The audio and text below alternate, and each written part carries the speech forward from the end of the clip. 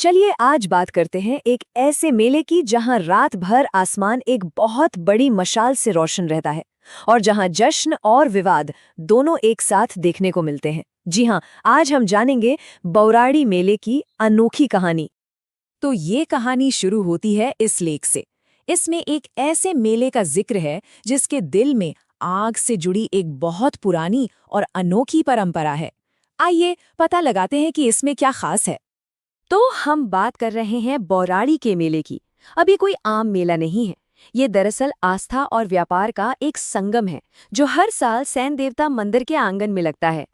तो चलिए अब आते हैं उस चीज पर जो इस मेले को सबसे सबसे खास बनाती है। हाँ, देखने में तो ये किसी भी दूसरे स्थानीय मेले जैसा ही लगता है, पर इसकी एक पहचान है, एक ऐसी खासियत जो इसे सबसे अलग करती है। और वो पहचान है एक बहुत बड़ी मशाल, और कोई ऐसी वैसी मशाल नहीं, पूरे 22 हाथ लंबी। अंदाजा लगाइए, ये हुआ लगभग 33 फीट। और इस विशाल मशाल की अपनी एक कहानी है।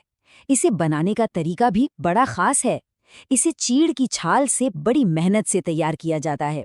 फिर पुलाड़ और चापड़ गांव के लोग इसे एक जुलूस की तरह मंदिर तक लाते हैं और वहां इसे गाड़ दिया जाता है ताकि ये पूरी रात रोशनी कर सके।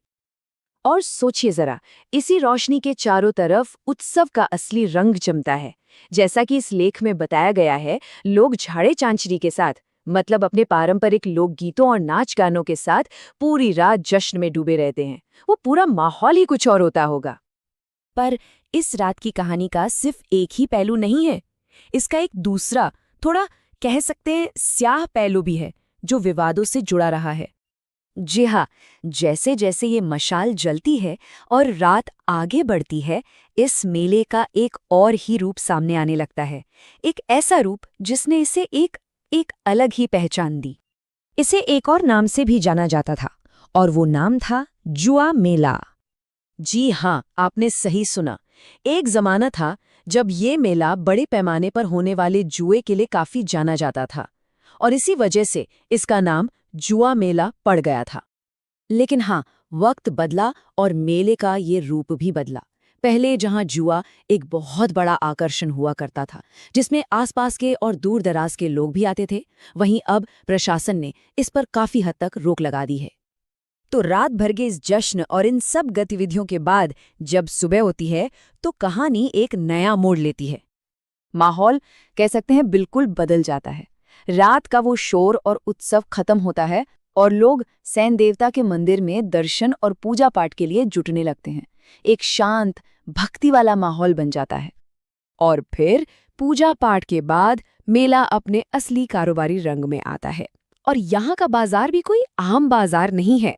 यहाँ आपको मिलेंगी ऐसी चीजें जो सीधी साधी रोजमर्रा की जिंदगी से जुड़ी हैं, जैसे कि हाथ से चलने वाली चक्कियाँ, सिलबट्टे और एक बहुत ही खास चीज, भांग के रेशों से बने हुए मिट्टी के कुल्हड़। हाँ, ये कुल्हड़ ये सिर्फ कुल्हड़ नहीं है, बल्कि यहाँ की कारीगरी का एक बेहतरीन नमूना है। और कमाल की बात तो ये है कि ये इतने मशहूर थे कि इनका इस्तेमाल सिर्फ यहीं नहीं, बल्कि दूर नेपाल तक में होता था। तो कुल मिलाकर देखें तो ये बौराड़ी का मेला सिर्फ एक मेला नहीं है। ये आस्था, जश्न और कारोबार का एक ऐसा संगम है जहां आज भी पुरानी परंपराएं जिंदा हैं।